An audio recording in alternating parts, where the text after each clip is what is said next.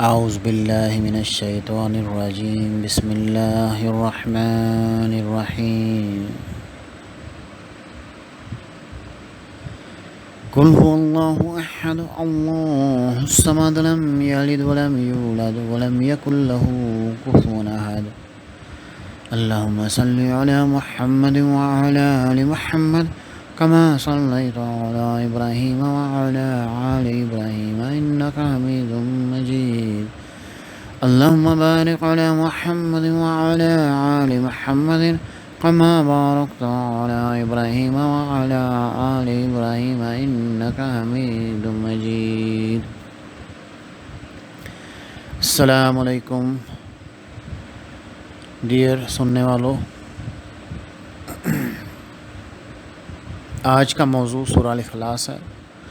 سورہ الاخلاص میں ہم اللہ سبحانہ و تعالی کی وحدانیت کو ڈسکس کریں گے۔ سب سے پہلی آیت جو ہے وہ اس چیز کو ثابت کرتی ہے کہ اللہ سبحانہ و تعالیٰ کے علاوہ کوئی معبود نہیں اس دنیا میں، اور جیسے جیسے یہ دنیا آگے بڑھتی گئی، ماضی کے اندر بھی، حال کے اندر بھی اور مستقبل کے اندر بھی، آج تک صرف یہی چیز ثابت ہوئی ہے کہ اللہ سبحانہ تعالیٰ کی ذات وحدہ لا شریک ہے، اور اللہ سبحانہ تعالیٰ کی ذات جو ہے وہ پوری دنیا کے نظام کو چلا رہی ہے اور آخرت تک چلائے گی اور ہمیشہ چلاتی رہے گی۔ یہ چیز بعض لوگوں کو سمجھ میں نہیں آتی، جو زیادہ پڑھ لکھ جاتے ہیں یا ان کا دماغ جو ہے شیطان کسی دوسری راہ کی طرف لگا دیتا ہے، تو اس صورت میں ان لوگوں کے لیے بڑا مشکل ہو جاتا ہے ان چیزوں کو سمجھنا۔ قرآن میں اللہ سبحانہ تعالیٰ نے واضح طور پر سیدنا ابراہیم علیہ السلام کے ذریعے ہم کو یہ بتا دیا کہ بت جو ہیں وہ نہ تو کسی کی مدد کر سکتے ہیں، نہ خود اپنی مدد کر سکتے ہیں۔ جو آپ کو میرا خیال ہے یہ واقعہ یاد ہوگا کہ جب حضرت ابراہیم علیہ السلام نے تمام بتوں کو توڑ کر جو کلہاڑا تھا یا جو اوزار تھا جس سے ان کو توڑا، اس کو جو سب سے بڑا بت تھا اس کے کندھے پر رکھ دیا۔ جب ان سے پوچھا گیا کہ بھئی یہ کس نے کیا، تو انہوں نے کہا اس سے پوچھو جس کے کندھے پر کلہاڑا یا ہاتھ میں۔ تو ان لوگوں کے پاس کوئی جواب نہیں تھا، بولے تو صرف یہ بولے کہ تم کو پتہ بھی ہے کہ یہ ایک دوسرے کی مدد نہیں کر سکتے، ایسا نہیں کر سکتے۔ تو یہ اس مثال سے آپ کو یہ چیز واضح طور پر نظر آتی ہے کہ جو بت لوگ خود تخلیق کرتے ہیں لاجیکلی تو ان بتوں کو ان کو پوجنا چاہیے، کیونکہ وہ ان کو بنا رہے ہیں، کیونکہ خالق تو انسان ہے اگر لاجیکلی دیکھا جائے، ٹھیک ہے نہیں؟ لیکن جو چیز بھی بنتی ہے وہ مخلوق کہلاتی ہے، اور جو بنانے والا ہوتا ہے وہ خالق ہوتا ہے۔ اور اس پوری دنیا کو بنانے والا، زمین و آسمان، جن و انس، تمام مخلوقات کو، جس کو ہم جانتے ہیں اور نہیں بھی جانتے، جن کو ہم دیکھا ہے نہیں دیکھا ہے، سب کو اللہ سبحانہ و تعالیٰ نے بنایا ہے۔ اور لوگوں کی آپ ڈیبیٹس کو دیکھ لیں، بحث و مباحثے کو دیکھ لیں، پوری ہسٹری کو آپ نکال کر دیکھ لیں، تو اشارات صرف ایک ہی خالق کی طرف جاتا ہے، نہ کہ بے شمار۔ دوسری مثال اس طرح بیان کرتا ہوں کہ اگر فرض کر لیا جائے، ٹھیک ہے کہ نہیں، کہ بے شمار خالق ہیں اس دنیا کے، تو اس میں صرف یہی ہوگا کہ آسمان جو ہیں وہ برباد ہو جائیں گے۔ برباد اس طرح سے ہو جائیں گے کیونکہ ایک خدا جو وہ چاہے گا کہ میں نے اس کو اس کلر کا بنانا ہے، دوسرا کہے گا میں نے اس کو اس طرح بنانا ہے، ایک کہے گا میں نے مردوں کو بنانا ہے، دوسرا کہے گا میں نے عورتوں کو بنانا ہے، تیسرا کہے گا میں نے کچھ اور بنانا ہے، تو وہ آپس ہی کی لڑائی میں لڑتے رہیں گے۔ اور اس کی واضح مثالیں ہمیں گریک میتھولوجی میں ملتی ہیں۔ اگر آپ گریک اصل میں یونان کو کہتے ہیں، اور یونانی کہانیوں کو اگر آپ دیکھیں تو اس میں خداؤں کا بڑا رواج ہے، اور ان کی جو ذہنی کیا کہتے ہیں، لوگوں نے اس طرح حالت کر دی ہے کہ وہ ان چیزوں میں انہوں نے اب مذہبی طور پر بلیو کرنا شروع کر دیا ہے کہ ایک نہیں کئی خداؤں کے اندر. حالانکہ دیکھا جائے تو اس بات کی سمجھ نہیں آتی کہ کیا واقعہ ہی کئی خدا ہیں. اگر کئی خدا ہیں تو اس کی مثال اسی طرح ہے کہ وہ آپس میں لڑنا شروع ہو جائیں گے، کیونکہ طاقت جو ہے وہ صرف ایک آدمی چاہتا ہے. انسانوں کی آپ ذہنیت اور ان کی سوچ کو دیکھ لیں گے، وہ طاقت چاہتا ہے تو صرف ایک ہی چاہتا ہے، نہ کہ وہ چاہتا ہے کہ اس کی طاقت شیئر ہو. ملکوں میں دیکھ لیں، جو پرائم منسٹرز ہیں وہ چاہتے ہیں کہ طاقت ان کے ہاتھ میں ہو. جو پریزیڈنٹس ہیں، صدر ہیں، وہ چاہتے ہیں کہ ان کی طاقت جو ہے وہ اکیلے ان کے ہاتھ میں ہو. تو صدر ایک ہی ہوتا ہے، پرائم منسٹر بھی ایک ہوتا ہے. کسی ملک میں یا کسی جگہ پہ بھی آپ دو پرائم منسٹر نہیں دیکھیں گے، دو صدر نہیں دیکھیں گے، ایک ہی ہوتا ہے، ایک. تو اس چیز کو سمجھنے کی ضرورت ہے کہ صرف ایک اللہ سبحانہ تعالیٰ کی ذات مبارک جو ہیں وہی اس دنیا و کائنات جو ہیں جو چیزیں ہیں ان سب کا نظام چلا رہی ہیں. یہ انسان کے بس کی بات ہی نہیں، نہ کسی اور تخلیق شدہ انسانی ذہن کی تخلیق جو ہے اس کی یہ کاوش ہو سکتی ہے. ہم اس چیز جو پہلی آیت کو پڑھتے ہیں، اس میں کہا گیا ہے کہ قل هو اللہ احد، کہو کہ وہ اللہ سبحانہ تعالیٰ کی ذات ایک ہے. ایک، نہ تو اس میں دو کا ذکر ہے، نہ تین کا، نہ چار کا، نہ پانچ کا، نہ 10 کا. ٹھیک ہے نہیں؟ تو اس چیز میں ہمیں غور کرنا چاہیے، اور اس چیز میں غور کرنے کے بعد ہمیں قرآن میں بھی تدبر کرنا چاہیے. جیسے کہ اللہ سبحانہ وتعالیٰ سورہ محمد میں آیت نمبر 24 میں فرماتے ہیں افلا یتدبرون القرآن ام علی قلوب اقفالها، تم لوگ قرآن پہ تدبر نہیں کرتے، غور و فکر نہیں کرتے، کیا تمہارے دلوں کو تالے لگے ہوئے ہیں؟ تو یہ اس چیز کی نشانی کہ ہم غور و فکر نہیں کرتے، بس آنکھیں بند کر کے کسی نے کچھ کہہ دیا تو اس پر جو ہے ہم چل پڑتے ہیں، بجائے اس کے کہ ہم خود سوچیں کہ یہ آیت اس کا کیا مطلب ہے، قرآن کیا کہہ رہا ہے، احادیث کیا کہہ رہی ہیں، انسانی عقل، انسانی شعور کیا کہہ رہا ہے. ان ساری چیزوں کو ہم مد نظر نہیں رکھتے. ہم صرف یہ دیکھتے ہیں کہ ہمارے پیر نے کیا کہا، کہ ہمارے مولوی نے کیا کہا، فلانے بندے نے کیا کہا، فلانے بندے نے. حالانکہ قرآن میں واضح ذکر ہے کہ اطیعوا اللہ و اطیعوا الرسول، بات ختم، کہ اللہ اور اس کے رسول کی پیروی کرنی ہے. اس کے بعد جو حکمران ہیں ان کی، ٹھیک ہے. لیکن پہلے کون ہے؟ اللہ اور ان کے رسول. اطیعوا اللہ و اطیعوا الرسول. تو ان چیزوں کو پریفرنس پہلے ملے گی. تو اس میں جو ہے اس پر غور کریں گے.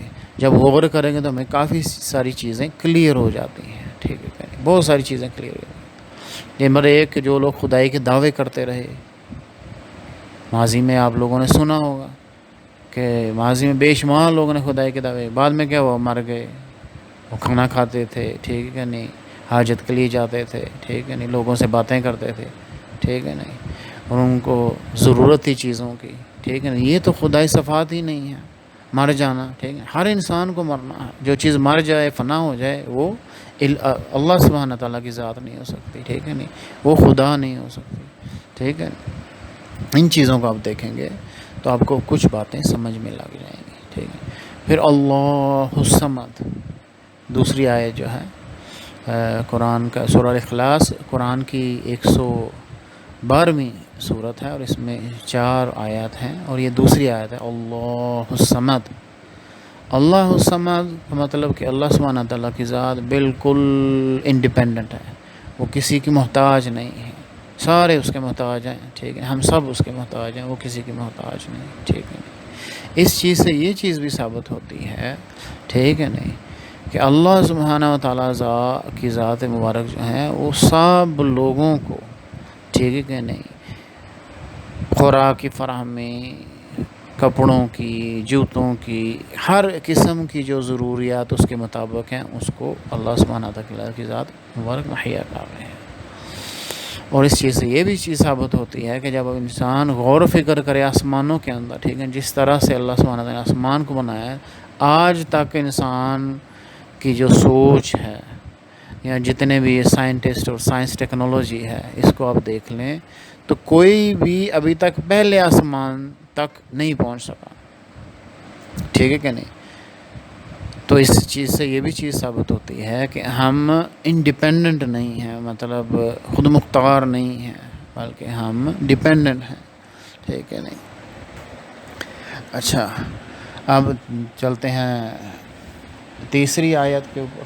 تیسری آیت جو ہے لم یلد ولم یولد، ٹھیک ہے نہیں، کہ نہ اللہ سبحانہ تعالیٰ کسی کے باپ ہیں نہ کسی کے بیٹے ہیں، ٹھیک۔ اس چیز سے یہ چیز ثابت ہوتی ہے، ٹھیک ہے نا، کہ اگر تو اللہ سبحانہ تعالیٰ کی ذات مبارک جو ہیں، ٹھیک ہے نہیں، وہ کسی کے باپ ہیں، ٹھیک ہے، پھر ان کے رشتہ دار بھی ہوں گے، رشتہ دار ہوں گے، تو وہ خدائی کو یہ چیز جو ہے وہ سوٹ نہیں کرتی۔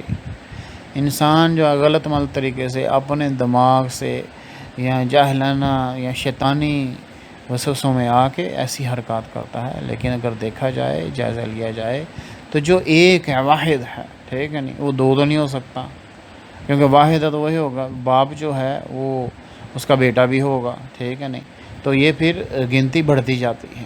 سو یہ واحد اور احد کے ہی خلاف ہے، ٹھیک ہے نہیں، ولم یولد،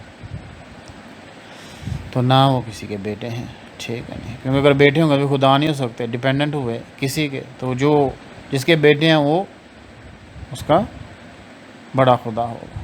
تو یہ سوچ جو ہے زیادہ تر جو عیسائی لوگ ہیں ان کی کتابوں میں یا ان کے جو مذہبی تبلیغ ہے اس میں پائی جاتی ہے، لیکن کتابوں میں بھی یہ چیز ثابت نہیں ہے کہ کہیں پر بھی حضرت عیسیٰ علیہ السلام نے خدائی کا دعویٰ کیا ہو یا اللہ کا بیٹا ہونے کا کہا ہو۔ بائبل میں بھی یہ چیز ثابت نہیں ہے، لیکن لوگوں نے اپنی فرسودہ چیزیں بنا رکھی ہیں جس کو وہ آنکھیں بند کر کے شیطان کے وسوسے میں آ کر ان کو فالو کر رہے ہیں، اس وجہ سے ان کو سمجھانا بہت مشکل ہے، ٹھیک۔ لیکن جب ان آیات کو آپ پڑھیں گے تو پوری جو ڈاکٹرائن ہے ماضی کی، ٹھیک ہے نہیں، وہ صحیح ہو جاتی ہے، ٹھیک ہے نہیں، اگر آپ اس کو صحیح کرنا چاہتے ہیں۔ اگر نہیں صحیح کرنا چاہتے تو آئی تھنک میرا نہیں خیال ہے کہ کوئی آپ کی مدد کر سکتا ہے، ٹھیک ہے نہیں۔ چلتے ہیں آخری ولم یکن لہ کفوا احد، سو اللہ سبحانہ تعالیٰ کی ذات کی طرح کوئی شے نہیں، ٹھیک ہے۔ اس چیز سے ایک چیز ثابت ہوتی ہے، جب انسان کسی چیز کو ایک مثال دیتا ہوں آپ کو، کہ جب انسان کسی چیز کو تخلیق کرتا ہے، فرض کریں کہ انسان نے کار کو تخلیق کیا، ٹھیک ہے نہیں، یا موٹر بائک کو یا کسی کشتی کو کر دیا، تو انسان کشتی کی طرح تو نظر نہیں آتا، ٹھیک ہے نہیں، نہ اس کی حاجات کشتی کی طرح ہیں، نہ موٹر بائک یا کسی اور چیز کی طرح، کیونکہ جو چیز تخلیق ہو جاتی ہے، ٹھیک ہے نہیں، وہ مخلوق میں آ جاتی ہے، اور جو تخلیق کرتا ہے وہ خالق ہوتا ہے، اور خالق اور مخلوق میں یہی فرق ہے کہ مخلوق کو یہ نہیں پتہ ہوتا کہ خالق کیا ہے۔ اللہ سبحانہ تعالیٰ نے انسان کو اس طرح پروگرام کیا ہے کہ اس کی ایک سطح مقرر ہے، اس کے اوپر وہ انسان جا ہی نہیں سکتا۔ ایک مثال دیتا ہوں، اب آپ لوگوں کو سمجھنے میں آسانی ہو جائے گی، کہ موبائل جو ہے وہ اس چیز کو ثابت کرتا ہے کہ جس کی جو آپ میموری طے کر لیتے ہیں کہ اس کی قابلیت جو ہے وہ 16 GB سے آگے نہیں بڑھے گی، ٹھیک ہے نہیں، تو موبائل 16.0001 پر نہیں جائے گا، وہ 15.999 پہ آ کے 999 پہ آ کے رک جائے گا، ٹھیک ہے کہ نہیں، اس سے آگے نہیں بڑھے گا۔ یہاں کسی ٹرین کے اندر آپ کسی اسٹیشن کو سیٹ کر دیتے ہیں کہ اس نے اتنے اسٹیشن پر جا کر اتنے منٹ کے اوپر رکنا ہے، ٹھیک ہے نہیں، تو 4 اسٹیشنوں کی میموری اگر آپ اس کے اندر ڈالیں گے تو وہ 4 اسٹیشن کے چوتھے اسٹیشن کے اوپر جا کر رک جائے گی، 5ویں پر نہیں جائے گی، کیوں؟ کیونکہ آپ نے اس کی میموری ڈالی۔ اسی طرح اللہ سبحانہ وتعالیٰ نے ہمارے دماغ میں جو سطح مقرر کر دی ہے اس سے ہم آگے نہیں بڑھ سکتے، ٹھیک ہے نہیں، تو اگر ہم اس سے آگے بڑھ نہیں سکتے تو ہمیں پتہ نہیں کہ اللہ سبحانہ تعالیٰ کی ذات کیسی ہیں، ٹھیک ہے نہیں، کا وجود کیا ہے، ٹھیک ہے، تو جس چیز کا ہمیں پتہ ہی نہیں اس کے بارے میں قیاس کرنے کی ضرورت بھی نہیں، ٹھیک ہے، کیوں؟ کیونکہ ہمیں پتہ نہیں، لا علمی میں بندہ کچھ ایسی بات منہ سے نہ نکل جائے جس سے بندے کو بعد میں پشیمانی ہو یا بعد میں اس کو افسوس ہو کہ یار میرے منہ سے کیا نکل گیا۔ تو اس لیے ہمیں کوشش یہ کرنی چاہیے کہ قرآن جو ہے اس کا مطالعہ کریں، ٹھیک ہے کہ نہیں، ترجمے کے ساتھ پڑھیں، اور احادیث کو بھی نہ بھولیں، کیونکہ احادیث کے بغیر ہم قرآن کو نہیں سمجھ سکتے۔ مطلب یہ کہ کئی ایسی چیزیں ہیں جو کہ قرآن میں ہمیں احادیث کے ذریعے ہی سمجھ آتی ہیں۔ تو اس لیے ہمیں کوشش کریں قرآن اور حدیث کا دامن جو ہے اس کو نہ چھوڑیں، اور کوشش کریں کہ قرآن اور حدیث کو ہی اپنا لائف کا گزارنے کا ذریعہ بنائیں اور دوسروں کو بھی اس کی تعلیم کریں۔ آج کل دیکھتے ہیں کہ جب بھی ہم قرآن اور حدیث کی بات کرتے ہیں تو لوگوں کے منہ یا تو خفگی کا شکار ہو جاتے ہیں، یا وہ ایسے ہو جاتے ہیں جیسے ان کو کسی نے کوئی ڈنڈا سر میں مار دیا ہو، یا ان کو ایسے محسوس ہوتا ہے کہ ہم نے اس سے کوئی بڑی عجیب و غریب بات جو ہے وہ پوچھ لی ہے۔ اس کی وجہ یہ ہے کہ ہم نے قرآن اور حدیث کو پس پردہ ڈال دیا ہے۔ ویسٹ اور مغرب کی جو ہے سوچ کو ہم نے اپنے دماغ میں بٹھا لیا ہے، انڈین کلچر جو ہے اس کو بٹھا لیا ہے، تو ایسی چیزوں کو بٹھا لیا ہے، اور شیطان کا اوپر سے غلبہ ہے، تو ان چیزوں میں ہم لوگ پھنس کے رہ گئے ہیں۔ تو میرے پیارے بھائیوں، جو سن رہا ہے، میری ان سے یہی گزارش ہے کہ پلیز پلیز پلیز اللہ کے واسطے اپنے جانوں پر رحم کریں، اپنے بچوں اور آنے والی نسلوں پر رحم کریں، اور اپنا رشتہ دار، دوست، احباب جو ہیں سارے ان پر رحم کرتے ہوئے قرآن و احادیث کو سمجھیں، ٹھیک ہے نہیں، اور ان کو سکھائیں، تاکہ جب ہم اس دنیا سے چلے جائیں تو پیچھے ہماری اولاد یا کوئی بھی، ٹھیک ہے کہ نہیں، قرآن اور حدیث جو ہم نے سکھائی ہوگی، آگے پہنچائی ہوگی، اس کو پڑھے گا تو اس کا ثواب ہمیں ملتا رہے گا انشاءاللہ۔ اللہ تعالی ہم سب کو دنیا اور آخرت میں کامیاب کرے۔ سننے کا بہت شکریہ۔ السلام علیکم۔